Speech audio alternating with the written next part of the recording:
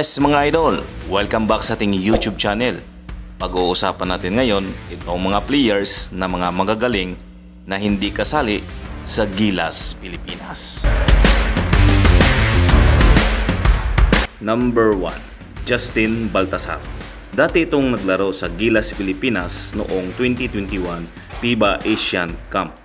Nag-average ito ng 7.0 point on 40% sa shooting at 8.5 rebounds and 3.0 assists and 2.0 steal in 22.3 minutes per game.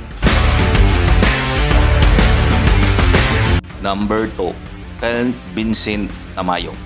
Dati itong naglaro sa Gilas Pilipinas noong FIBA Asian Cup 2022 at nag-average ito ng 12 points, 3.3 rebounds, 1 assist and 21.4 minutes per game na ibinigay sa kanya na playing time. Number 4, Jordan Heading. Isa ito sa mga best shooter na player sa Gilas Pilipinas at naglaro ito noong FIBA Olympic Qualifying Tournament noong 2020. Nag-average ito ng 9.2 points, 2.0 rebound and 3.0 assists per game. Yon mga idol, sana po nagustuhan yung ating video.